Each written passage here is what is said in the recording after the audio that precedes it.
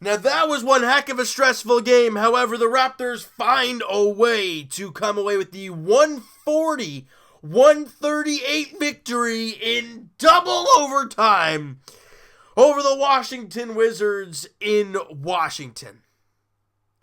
It shouldn't really have gotten until to that point. Let's start it right from the very beginning. The Raptors absolutely dominate the first quarter, 36-21. The offense is flowing on all cylinders. At one point, they have a 19-point lead. And oh boy, this is feeling good. Second quarter rolls around, Raptors are -4. However, you are still +11 going into the break. Not a bad situation. You only give up 50 points, yet you score what? Almost 70? Something like that? You guys can, 60. You guys can do the math. I think it might have been even 70 at that point. But anyways, you need to come out in the second half and continue that same intensity. They didn't really do that. The Raptors score 37 in the third quarter. However, they give up 34, but you're still up by like 14 at the break. You're still in a good spot. You're going into the fourth quarter up 14. You're on the road. That team is not good over there in Washington. The chemistry just isn't there, and they're in a debacle of a spot right now. Problem occurs. The Raptors can't get a stop. They can't get a rebound. They can't get the Wizards couldn't miss either. The Wizards score 40 points in the fourth quarter. Raptors score 26 and were tied at 126 after after 4 quarters of play.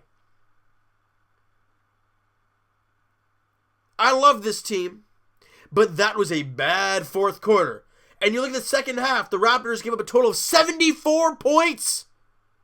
That's not good. You go to overtime, and you're battling, and at 7-7 in the first overtime, we're going to the second overtime. And Kawhi Leonard's making some tough shots. He's making a great job. Kyle Lowry at some point in that second overtime goes to the free throw line. The reason I'm saying this, he makes both, if I'm not mistaken. And those were the first points by anybody else in the extra frames, not named Kawhi Leonard. He got all 7 points in the first overtime. He had the first few in the second overtime. Then Kyle Lowry gets to the line, makes a couple shots. That's great.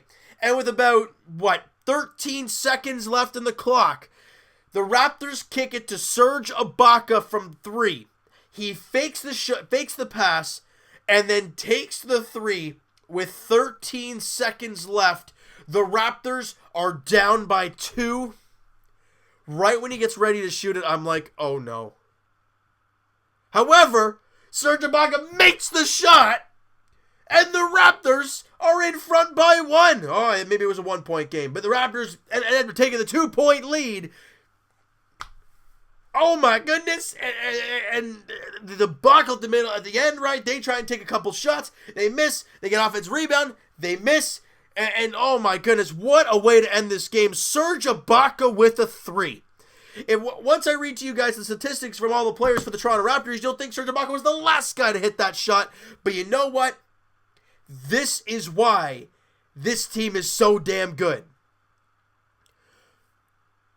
Because no matter what situation this team was in, they kicked it to Serge Ibaka in overtime for 3. And he made it. You miss that shot, the game is over. Because then Raptors take the foul, and then they got to go to the free throw line. I mean, who knows what's going to happen there. But it makes it a lot harder, and you make the shot, and oh my goodness, what a job by Serge. Look, was this a pretty game? In the first half, yeah, it was. The rest of the way, not so much. But let's read this real quick. 47% from the field were the Toronto Raptors, 36% from 3, 13 for 36. That's not terrible. It's better than what we've gotten used to seeing with the Toronto Raptors. 81% from the line, 22 for 36. Wow, they only got to the line 18 times. Holy smokes. 58 rebounds. We were +6 in the offensive glass, -1 in the offensive glass. And I'm going to get to that in a little second, why that became a big factor. Raptors had 24 assists. The Wizards had 36 assists. 36 assists on 54 made field goals. That is a ridiculous ratio there. They did a great job moving that basketball around. The Raptors had 16 steals. They had 11. Raptors had 8 blocks. They had 7. The Raptors had 21 turnovers. And that's not always the problem, because if they don't score on those turnovers, it doesn't really matter. However, the Wizards scored 27 points off of those 21 turnovers. Yeah, I understand they had, 20 and we scored 20? You cannot turn the ball over and expect to win the game. The Raptors, well, you're lucky they turned it over 20 times. Also, I talked about the offensive rebounds. Raptors gave up 18 offensive rebounds. You gave up 20 second chance points. So if you just go off of the the points of the turnovers and the second chance points, they had 47 points via that. You clean up that part of the game, you're winning the game pretty single-handedly. But they didn't. They were able to find a way to get the victory. That's really what ends in the long run. That's really all that matters. But you'll want to clean up that second half. That was just not pretty to watch out there. All right, let's break this thing down. Kawhi Leonard, of course, our MVP in this one once again. 41 points, 11 rebounds, 5 assists, 15-29 shooting. He shot a ton, but he was over 50% shooting. He shot the ball very well. 8 of 9 from the line, 3 of 6 from 3, 3 steals, 2 blocks. Kawhi Leonard was just an all-around amazing guy out there. By the way, everyone's saying that he is not a good passer. Did you see that beautiful pass to Pascal Siakam underneath the basket? He's kind of pointing, hey, bang, bullet pass. And right to Siakam for the dunk. Beautiful feed from Kawhi Leonard. Pascal, 24 points, 19 rebounds on 9 of 16 shooting, 6 of 6 from the line. He had 3 steals and 2 blocks as well. But he ended up fouling out. I think it was in the second overtime there. So that could have become a really big factor. They also lost Trevor Ariza in double overtime as well. That's when things start getting real iffy, is when people start fouling out in double overtime. Serge Ibaka, game-winning 3. Yet he only had 10 points, 4 boards on 3 of 9 shooting, 2 of 3 from 3. But he had a block and a steal as well. He's a +4 on the floor.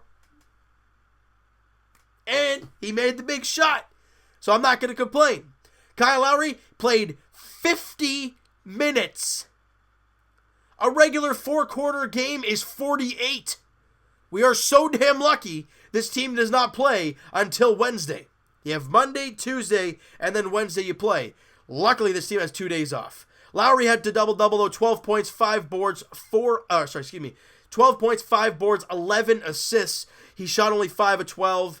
3 of 4 from the free throw line, 3 of 8 from 3, 2 steals and a couple blocks for Kyle Lowry. Or wait, am I reading the wrong name here?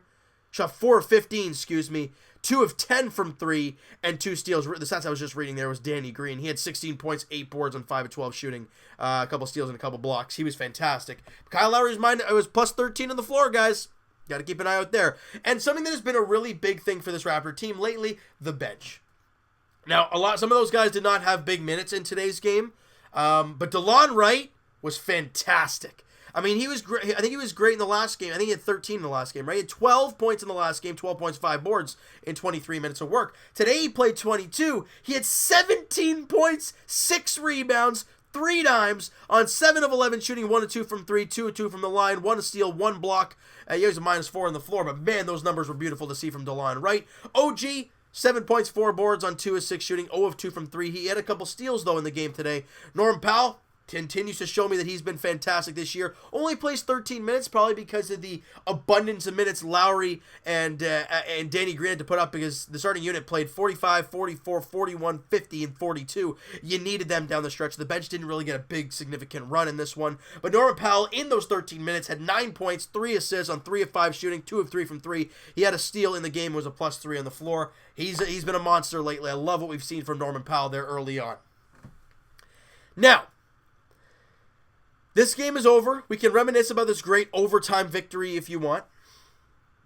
But the next game for the Toronto Raptors is Wednesday in Boston, in TD Garden. The last time we faced the Celtics in Boston, Kyrie Irving went absolutely off and the Raptors lost in overtime. Let's right the ship. The Celtics have been absolutely terrible lately. They just lost, yesterday on the road in Orlando. And well, they lost another game before that, I think it was, right? Didn't they lose their the game after that too? They lost in Miami by 16. On the road, they're terrible. At home, they are amazing. You gotta find a way to take away that home court. If the Raptors can start that Celtics game the way they started today's game, I would not be opposed to that, because I know this Raptor team will be better defensively in the second half than they were today. That won't happen too often when we saw today, guys. And in the end, this Raptor team is 33-12 on the season.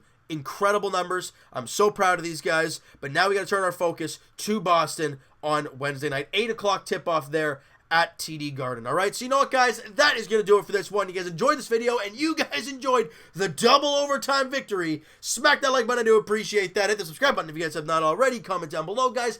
What'd you think of the game? What'd you think of the video? Who's your MVP? I think we can all agree it was Kawhi Leonard. You could give it to Pascal Siakam, though. He was fantastic with 19 rebounds in this one.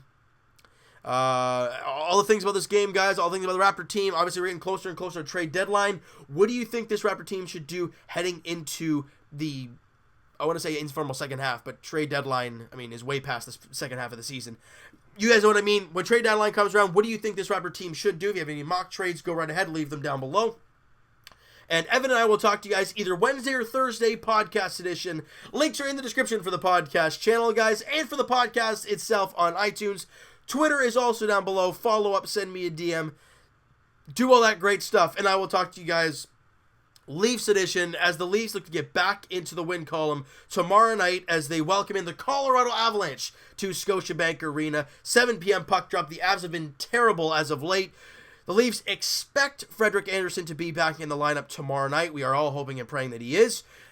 But you want to play a good game for Freddie if he is in there. 7 o'clock puck drop at Scotiabank Arena tomorrow night, guys. And as for the Toronto Raptors, like we said, they head to Boston to face off against the Boston Celtics at TD Garden on Wednesday night, 8 p.m. tip-off. The Raptors look for their 6th straight victory, and you want to be able to contain and beat the Boston Celtics on the road. It's been a long time, if I'm not mistaken, since the Raptors won in Boston. Let's break that, and let's get a victory and get our 6th straight win. I hope you guys enjoyed this video. We'll talk to you guys then.